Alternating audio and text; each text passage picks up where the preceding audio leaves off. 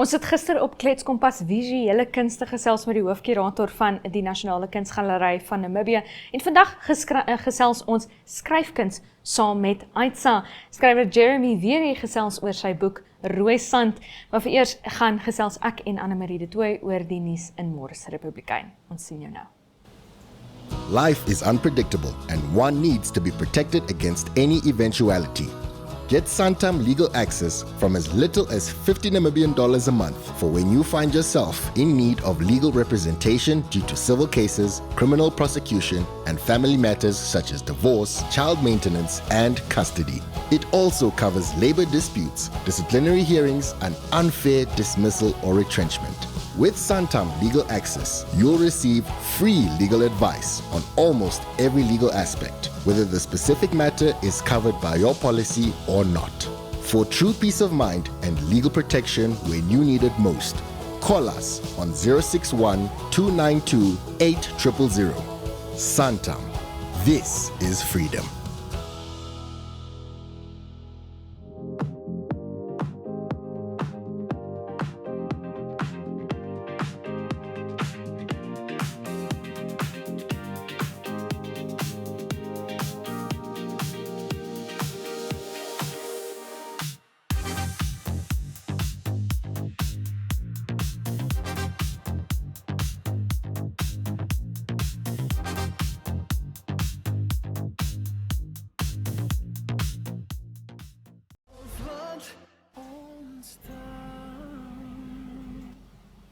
Annemarie de Tooy saam met my in die Kletskompas ateljee. Annemarie, hoe gaan dit? Dit gaan goed. Ek voel ons het lanklaas giggelgas gehad, man. Ons het lanklaas giggelgas gehad, dalk is die budget op NTV in die middel van die maand het hulle net besluit, Giggelgas vir ons twee is nou op. Dalk het ons net te veel daarvan gebruik.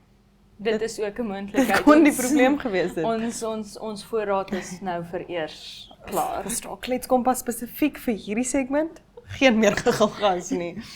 Okay, en dan jy het 'n storie geskryf vir Môre se Republikein. Ja, ek het bietjie geskryf oor die huurders in Windhoek wat onder verskriklike druk is op hierdie stadium. Ek dink as iemand wat hier kan jy self saam daaroor gesels, maar die ongelooflike probleme wat ons met huurpryse het in Windhoek op die oomblik en nie net dit nie, die feit dat amper geen verhuurders meer die wette nakom wat sê jy mag net 50% deposito vra nie.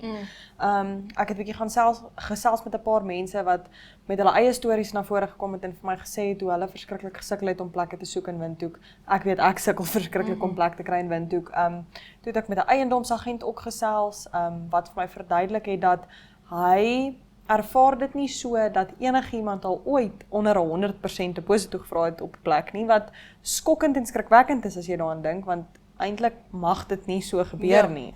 En ja, net 'n paar mense se stories en uitgereik natuurlik na die Housing Board, nog niks teruggehoor van hulle af nie, maar ek hoop nou maar dat hulle ook sal kan net 'n paar vrae beantwoord dat ons kan duidelikheid weergee aan die publiek, want ek dink ons almal is op daai stadium waar ons verskriklik moedeloos is, want daar is nie blyplek vir almal in Windhoek op hierdie stadium nie, veral nie bekostigbare blyplek nie. Ja, ek moet sê ek is ongelooflik bevoorreg en ek sê dit vir almal wat ek ontmoet. Ek het voor hierdie geweldige toename in huurpryse my blyplek gekry en my landlords, as ek nou maar die Engels mag gebruik, wat nog glad nie my huur opgestoot het nie. Ek bly geweldig lekker, maar dit is weer daai ding van ek kan nie na 'n ander plek toe gaan nie. Jy weet ek raak soos nou letterlik voordat ons begin opneem het of tydens Kletskompas nou, het ek gesien my mense probeer my bel en ek is klaar benoud, want wat as ek nou hierdie plek verloor vir een of ander rede, jy weet. En dit vat aan 'n mens om nie daai sekuriteit te hê dat as ek nou nie hier kan bly vir een of ander rede, as die mense wat die plek aan my verhuur die huis wil verkoop of so, waarheen gaan ek dan? Jy weet, my gehalte van lewe word ernstig aangetast, want my huur gaan ten minste verdubbel, jy weet. So ja, dit is 'n ongelooflike moeilike situasie en tans dit goed soos talle van my wat besluit het, okay, dit is nou eintlik goedkoper om net 'n huis te koop. Ja. Jy weet, of self 'n huis te bou, en bouers wat dan hulle kanse vat, omdat daar so baie mense is wat nou wil huis bou, dan gaan daai pryse ook op. So dit raak regtig 'n ieder aan 'n elk. Ja, ek meen Karel van der Merwe, die eiendomsagent met wie ek gepraat het, vertel vir my 'n ongelooflike hartseer storie van 'n landlord wat hy het wat nou die vrou betaal heidaglik 9.350 vir huur en hy het vir haar gesê hy stoor dit nou op 13.200 toe en as sy nie kan betaal nie, dan het sy 2 maande om uit te wees. En hoe, ekskuus vir my Engels, maar hoe justify jy daai increase in rental price van 1 jaar na die volgende toe? Soos, wat kan jou moontlike rede wees, veral as jy nie die plek verbeter het nie, daar's geen veranderinge aangebring nie, so hoe justify jy dit? Ja, en wat vir my regtig 'n doring in my vlees is ons het 'n raad vir die beheer van huur. Ons het dit, daai meganisme is daar, die wet is daar om dit te beheer. Dit is alles daar en dit is waar jy kom aan die 50% deposito wat mens eintlik moet betaal vir huur. Jy mag nie meer as 50% van 'n maand se huur betaal vir jou deposito nie. En soos wat ons sien, dit het nou die norm geraak vir mense om net te doen wat hulle wil, want waar is daardie raad? Waar is die mense wat daardie wet moet toepas? Jy weet? Where's the protection for the people? En dit is juist waarvoor dit daar is, sodat windhoekers gemaklik, en nie net windhoekers nie, obviously, dis nou die hele land, maar windhoekers waar jy waar dit rarig besig is om hand uit te druk, windhoek, Swakopmund, daai areas, is waar dit rarig hand uitdruk. En dit is waarvoor dit daar is om 'n huurder te beskerm, om seker te maak dat Namibiërs gemaklik in hulle eie land kan woon en huur kan betaal. Ja. Maar ek dink een groot ding, en net so voordat ons gaan, ons het eintlik nie meer tyd nie, maar een groot ding is, daar's baie verhuurders wat professionele verhuurders wil wees. Hulle wil nie werk en dan, hulle wil dit is hulle beroep. eiendomme hê, en hulle inkomste daarvan verdien, en dan is dit nou klaar, en verskoon my taal, maar te hel met die huurder. Jy weet, dis hulle probleem nie myne nie, as hulle op die straat is, Dis nie my storie nie. ja, en as Ek een kry of my twee klaar. mense dit gedoen het, dan is dit oukei. Maar waar die meerderheid van mense dit doen, stoot dit jou huurpryse op en dit is 'n groot probleem. Ja. Maar ja, ons gaan nou maar vir jou uit die groot probleem uitlos, Anne Marie de Tooy, dankie dat jy by ons was. Ons gaan kyk nou, hoe maak jy weer môre?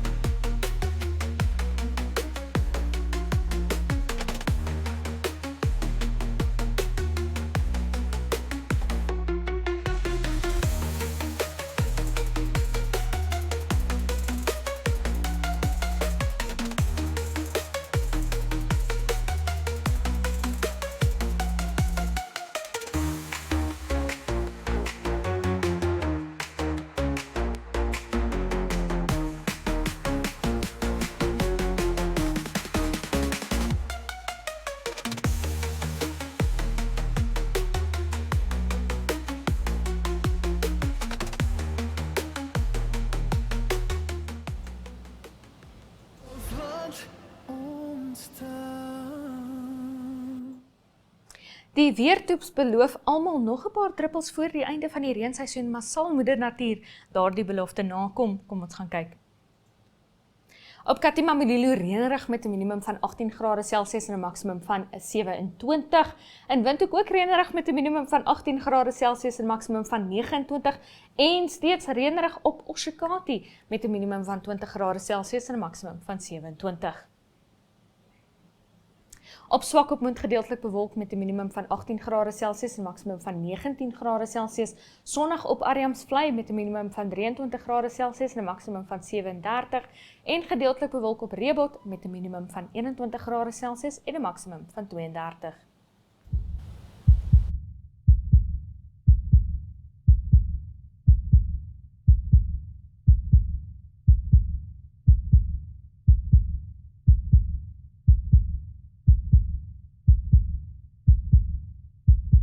Sedert 1921 toe die eerste terapeutiese peptied insulien gesintetiseer is, het baie peptiedverwante prestasies deur die mediese bedryf weergalm met meer as 80 peptiedmiddels wat wêreldwyd goedgekeur is.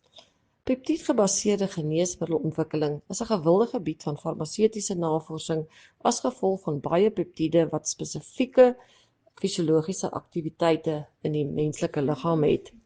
Die voordele van peptiedterapie bestaan uit hul diep indringing in weefsels soos die vel en ook jou ingewande in vergelyking met groter biomolekules, insluitend teenliggaampies wat 'n vinniger toegang tot die bloedstroom moontlik maak. Daarbenewens is 'n lae immunogenesiteit en wat hoogs teikenspesifiek beter as klein geneesmiddelmolekules is, wat slegs 2 tot 5% van die menslike genoom teiken. In teenstelling hiermee het peptiede hoër selektiwiteit vir spesifieke proteïenteikens. Peptiedmiddels kan op veelsidige maniere werk en ook optree as hormone, groeifaktore, ionkanale, neurooordragstowwe of anti-infektiewe middels. Hulle bind aan seloppervlakreseptore en stimuleer sodoende intrasellulêre uitwerking. Die werkingsmeganisme van terapeutiese peptiede is soortgelyk aan biologiese middels, soos terapeutiese teenliggaampies en proteïene, maar met die voordeel dat hulle minder immunogenesiteit en produksiekoste het.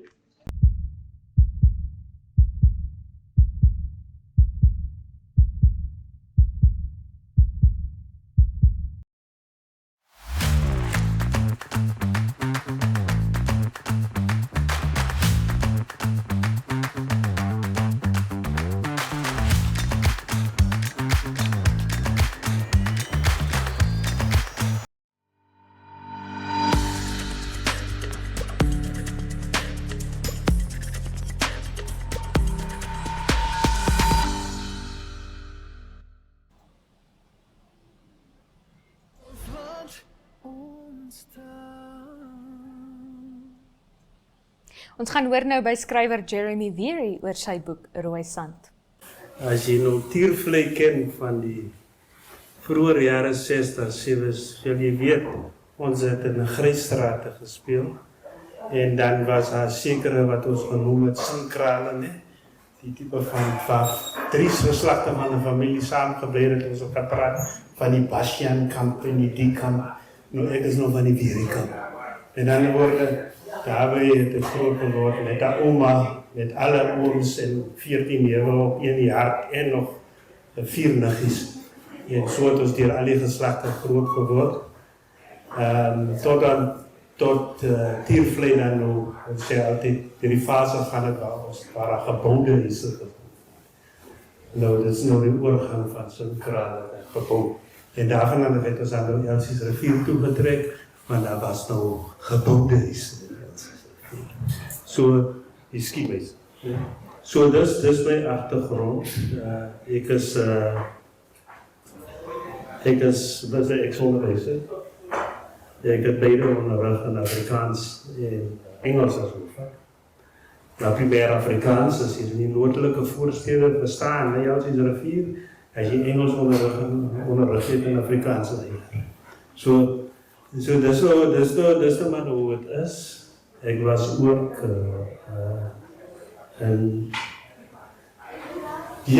vanaf 1982 was ek ondergronds opgeleid en ek was lid van die Kongo-publisisme. Ek was lang geopereerd tot op 86. Dus ek gearresteer saam met 15 ander wat allemaal Afrikaans sprekend is, wat heel ongewoond was.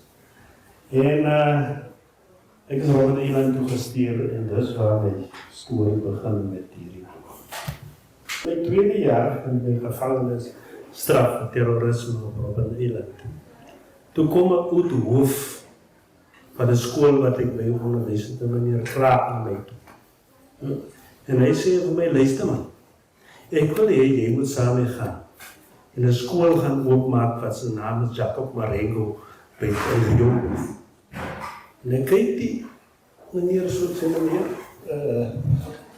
jy weet ek nog 'n lang pad om die binnekant te loop in die trok. Wat praat jy dan nou van? Ek sê nee, ons is nog vriende. Ek sê meneer, maar ek verstaan nie mooi nie. Jy is van Tiervlei. Ek ken jou al die jare. Jy is 'n leraar ook, behalwe hoof binne die gereformeerde kerk, sending kerk binne Diepvlei. Hoe kom jy dan nog by die plek uit? En hy sê, meneer, gaan my stoel. Ek sê, oké, hoor. Ek sê van, oké, meneer, dit is nie moontlik nog nie. Jy weet, as ek eendag in die tronk kom, gaan ek jou sê. Ek sê, nee, oma, van my, jy gaan so maar. In 'n jaar is jy, 2 jaar is jy dan oor. Ek noem dit dat die oma, 89, ek sê, ek vir my, ek het ook vryheid, ons het 20 jaar en ek gaan wel sit in die tronk.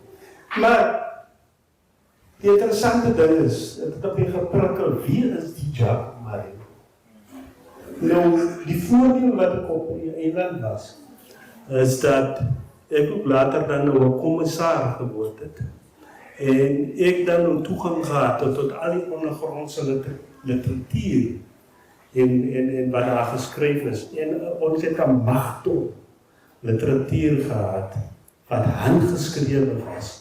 Die mense soos Jatoivo, die minister later, wat deel van wat ons genoem het die Mgaboe-klasse, ons politieke opvoedingsopset was, wat geïntegreerd was met die lese van die ANC kaders op Robben-Eiland. So ek het toegang gehad tot dit, en dit is hoe ek dieper in die geskiedenis kan doen. En aangezien ek spesiaal ook 'n opleider was in Guerrilla opvoeding, en ek was op senior administratuur, het ek veral my aandag gespit op die krygskunde. Wat is dit oor leiers soos Jacob Marengo, leiers soos Abraham Morris, leiers soos Cornelius Fredericks, leiers soos Kaptein Simon Cooper. Wat is dit oor hulle dat die Duitsers die hoogste agting het vir hulle, alhoewel hulle vreeslike haat het en hulle gedood het. Dat hulle so ver gegaan het om te sê, Jacob Marengo het hulle genoem, die swart Napoleon. Dit is 'n groot eer. En dan noem hulle 'n persoon soos Simon Cooper, die vos van ons, the fox of all foxes. En hulle gee half amper 'n mitologiese tipe van, jy weet, fascinerende storie van hoe hierdie mense oorlog voer op 'n skaal wat nie verwag word van normale mense.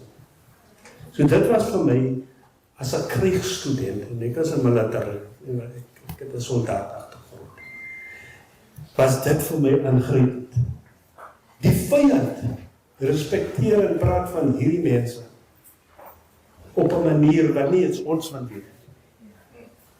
En dit was vir my die belang. Die tweede ding wat vir my as 'n kader, as 'n soldaat belangrik was, jy weet, is baie moeilik as jy in 'n era lewe waar 'n stam georiënteerde tipe van mobilisering is of gevegte is of onderlandse om mense te verenig dwars oor die bank. En dit was vir ons daar 'n belangrike les op Robben-Eiland. Dat jy kry 'n man soos Jacob Marengo, sy pa is Herrero en sy ma is naam. Jy kry 'n man soos Abraham Morris, sy pa is 'n Skotse winkeleienaar van Warmbad en sy ma is naam. En hulle gaan en hulle mobiliseer, jy kry mense soos Cornelius Fredericks, die van Botanies wat wegbeweeg vir 'n tyd van, hy kon 'n hoofman geword het op 'n tyd. Hy gee dit op om deel van 'n guerrilla mag te word, wat die vyand respekteer.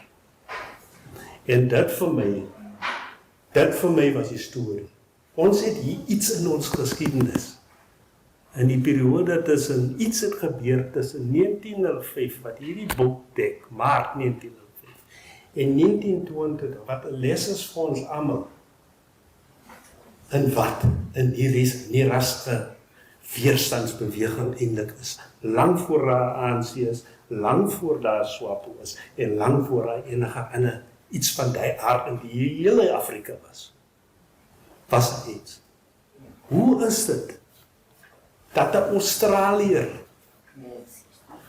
nee, meneer Prescott, hy wil nie huis toe gaan Australië toe na die Boeroorlog. Hy besluit, hy sluit hy aan by die mense en hy val in 'n geveg. Hy word gedood. Hoe is dit dat 'n man so Scottie Smith van Skotse adelstand wat groot gronde het binne Skot nie wil huis toe gaan nie, maar hy is te lief vir Afrikaans. En hy besluit om hier te wees. So hier was iets interessant wat hier gebeur het. Hier was 'n vorm van mense vereniging nêrens in die wêreldplaas, maar baie belangrik vir my. Op Robben Eiland en later in die argiewe kry ek hierdie foto. Nou, die agtergrond is ingevul, maar dit is 'n uitknipsel van die gesigte. En as jy die boek nou kyk, sal jy sien die man in die middel, die lang man, hy is Jacob Marengo. En dan sal jy sien, hier aan die einde, staan 'n man genaamd Shepard Stuurman. Van waar kom Shepard Stuurman? Van die Ooskaap, man. Hy kom soek na die uitverhuis van die Koptiese kerk. En hy kom soek na die uitverkorene volk wat hy gesê het, dan nou, die Bondelswart. Hier is Saul Damara is die bond. Van waar is Saul Damara? Hy is van Bella. En ek gaan kyk, waar het meeste van hierdie mense skool gegaan? Op Bella. En dit het vir my iets gesê.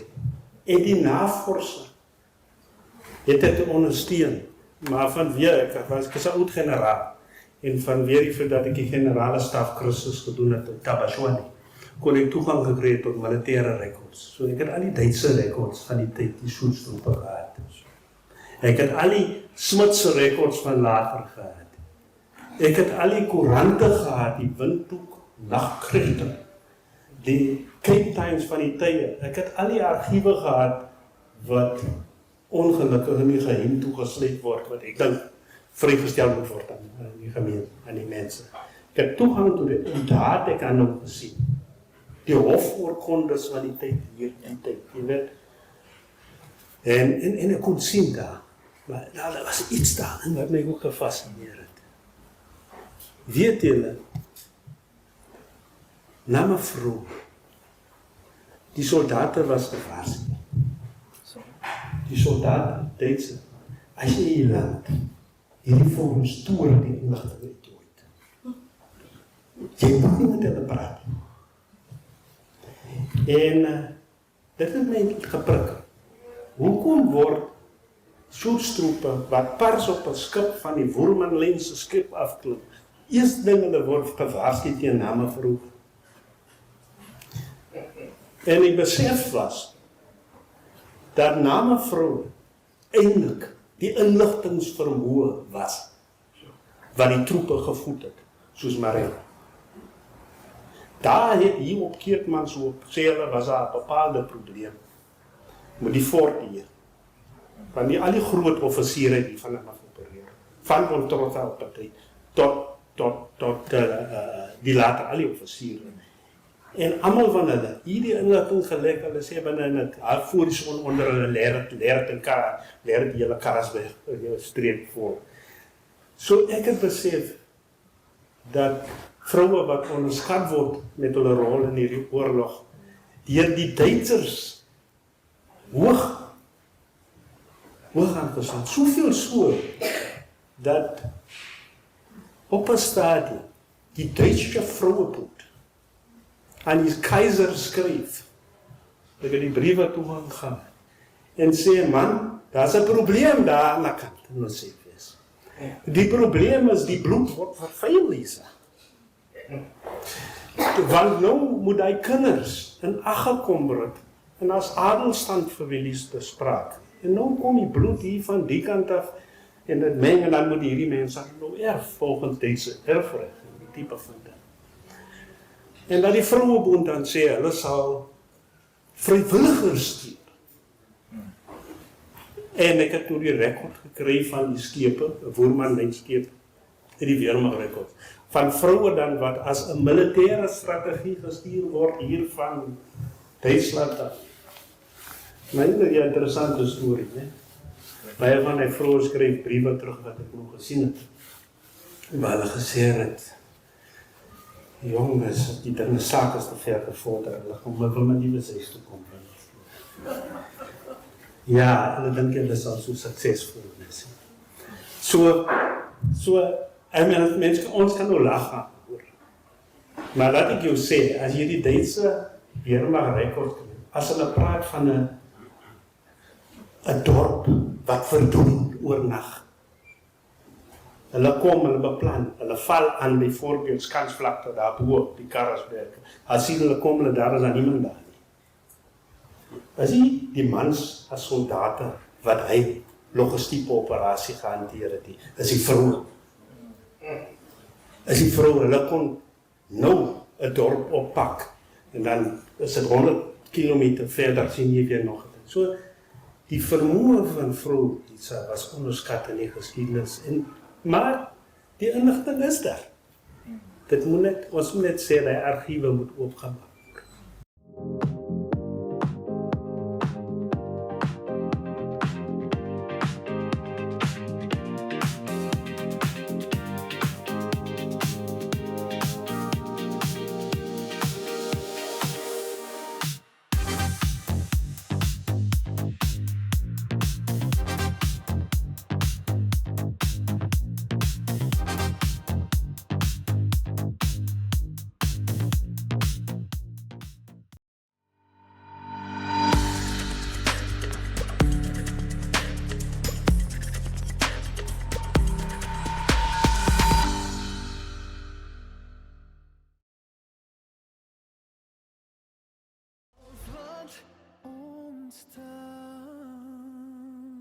Daarmee die einde van vandag se episode van Klets Kompas. Baie dankie dat jy by ons aangesluit het.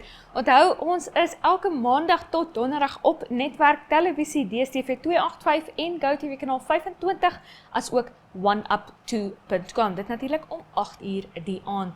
So ons sien jou weer vir 'n laaste keer môre op Klets Kompas hierdie week, maar tot môre is dit baie bly.